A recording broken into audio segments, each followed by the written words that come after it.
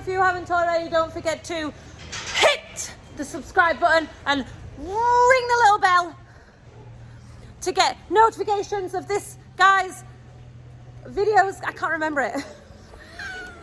Oh, we love you, Tom. We think you're amazing. The only other person I know who's quite as hyperactive as me on a farm.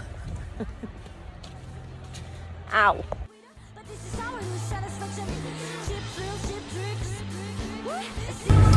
The dog's herding the sheep himself. Look at him, he's so naughty. You have to stop it. He's such a natural. Look at him, he's holding them. I did wonder where he got to, and now I know he's too busy causing absolute hell. Just turn this on and make sure the door isn't open, because the little thing that lifts it up and down snapped, and we can't see whether the door is open or not. So you tell by looking what's dropping on the floor. Nothing. Whack it up. Well, maybe not that much. About there.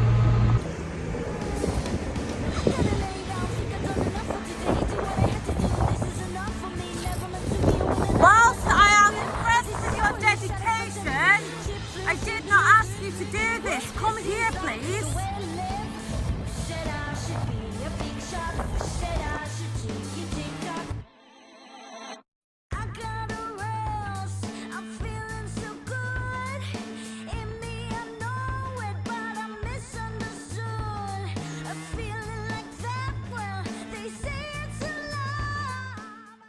So this week I am doing Farmers of the UK on Twitter. It is an account that people take over for a week and show their own farming practices. I did it before in 2017. Right guys, you're ruining my video. Can you just get out? Get out. So I just thought it'd be interesting to show you putting some raddle on the top, but I'm actually being mobbed by lambs. So yeah, here's the tub. And what you do is, you guys will probably already know this, but I'll show you anyway. Can you see he's got red paint on his belly? And then when he jumps on a girl, it marks her bottom. So I'm just gonna tip this out because they're all gonna get annoyed at me and knock me flying in a minute. So all of the brown ones are my lambs. This is the first year of me tupping something that I have bred myself. And they are Dutch spotted tup crossed with a Texel cross lamb. The reason why we ended up with the Dutch spotted is because the first year we got a load of Texel crosses, we borrowed it from a friend. All the lambs came out black, they are them. And we just ended up carrying it on. They are very, very similar to a Texel in stature, meat, like carcass quality. There's nothing dramatically different about them, to be honest. We found the characteristics to be strikingly similar, apart from the colour of them. So as you can see, this here, that's the tup. He's been working hard. Very, very nice boy. All right, steady, steady, steady. So on a part, they're actually a lot bigger than the Texel cross lambs that we've bought in this time. These are just shearlings, they're babies. They're all going to be tupped for the first time, but mine are a lot bigger. They're quite big sheep. Nice shape. They might be interesting to lamb. I don't know. I've never done it. I couldn't tell you. I'm sure you can tell me. So this tup was imported from Holland, and then we bought him off one of the premier breeders of Dutch Spotteds. We're not going down the pedigree route. We have no reason to. I don't see any benefit for us. I think they're a fashion that will slowly come and go, as does everything. I like them. I like the spottiness. I like the carcass quality, far superior to that of the Clin. But I do firmly believe that it is a fashion that will disappear like everything else.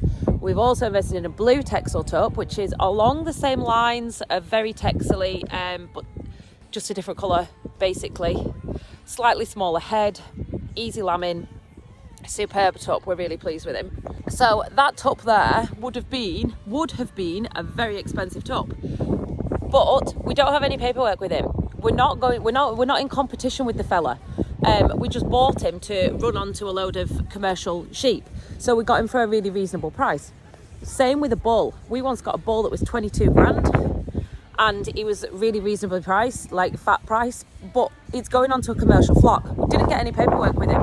And I do think before you go out wanting to buy, you know, for commercial purposes, a really expensive tup or a really expensive bull, go and have an ask around first and see what people aren't using and that they want rid of, because 9 times out of 10 you can find something really valuable that's not going to cost you a fortune. So I need to go down the river and move the branch that's blocking the gateway with the chainsaw. The only problem is I can't start the chainsaw.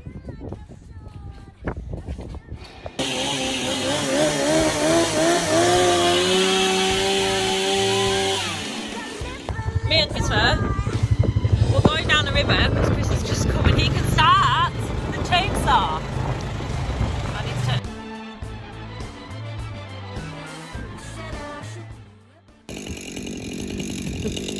I should really be helping. Oh my god. S250 Beast.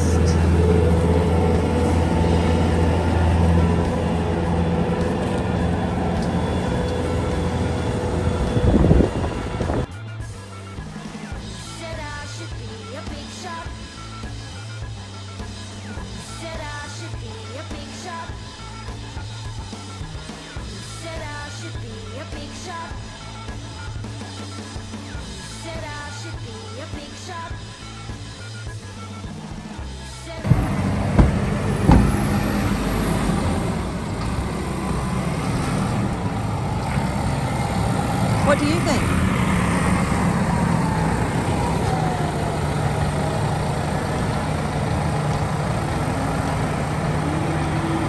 So this is the reason, very noisy.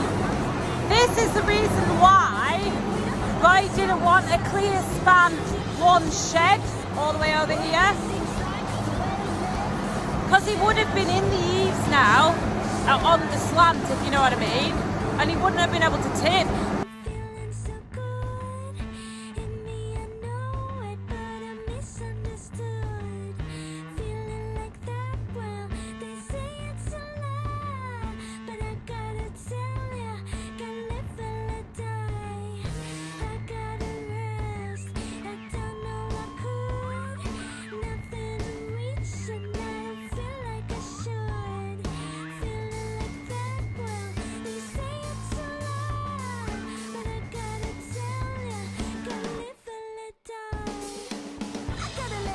Borrowed this tipping trailer off our friend.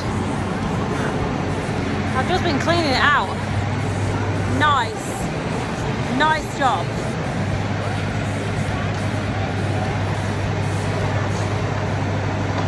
So we have been moving calves around today and mucking out the buildings. These little guys here are a little bit smaller and weaker than everything else, and we're getting pushed out, so we're just keeping them in a separate pen on their own to help them thrive. Boys being noisy, as per usual. I am spreading the straw here, and then we are going to bring up the calves out of the handling pens that you've been seeing me run around with. I'm going to fetch them up here, and then the calves that are in the stables still are getting a little bit too big for the boxes, and we're going to move them into the handling pens.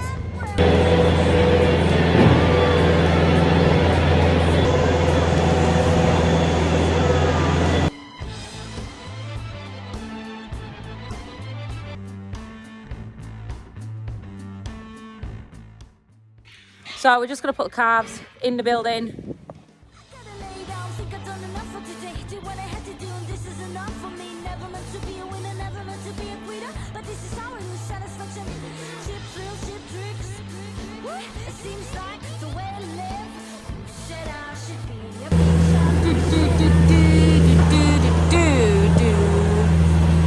So we have sorted all the calves out. Instead of them coming in the batches that they were in, and we've sorted them out more size appropriately. So these guys are all of a similar size.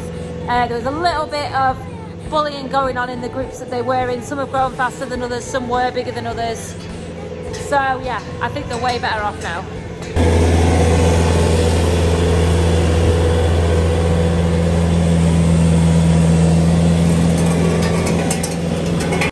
So we've got a little bit of a problem. Do you see this bit of clean concrete here? On the other side of this wall is the turnover trough, and it has a little bit of flexi pipe that connects the water to it, and it's got a pinhole leak in it, obviously because it moves around a bit, and it's coming through this wall. It's not making any serious issues, but yeah, we'll get that sorted first thing tomorrow because we want some new calves in here as well. So the whole thing needs mucking out, disinfecting before a new batch come in. It just is how it is. It's something that we never used to do. When we had beef calves, we obviously never used to bother moving them around, and we never even bothered about batches. They just went out in the fields and lived their best lives. It's a very different thing having so many dairy calves on. When we first moved here, we had about 40 dairy calves on. Oh, I'll do it. Bucket fell off.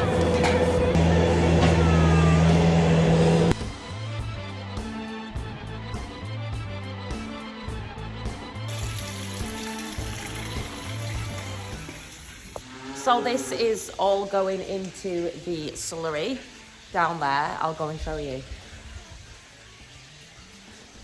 So we were just cleaning that IBC out, and then we're just going to take it down here to feed some calves water. And I'll show you this draining away. There's nothing wrong with the water. It was just a bit of a skanky IBC. So what we'll do is we'll bring it down here. So it runs down here.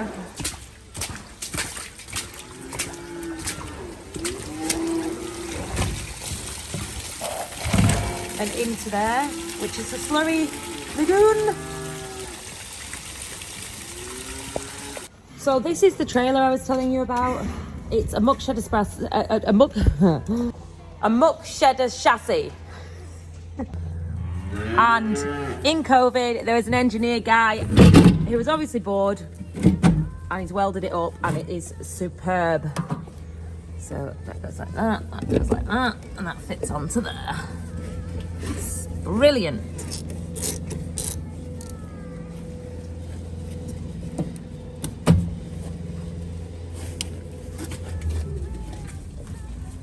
Lovely. I'll give you a clue if you write it in the comments. What's the one thing you're supposed to do when you're filling an IBC when you walk away to do another job?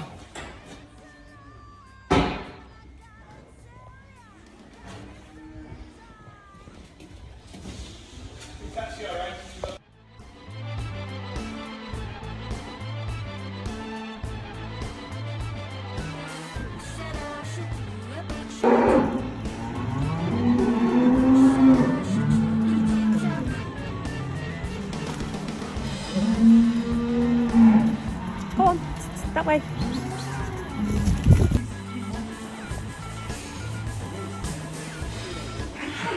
Oh, these baby cakeses are settling in absolutely fine. They are looking really good. They've got plenty of room. The bed area is in there. And then I'm just leaving this for loafing, chilling out. I'm going to put them some hay and straw in there, keep them happy. This is where they have their feed.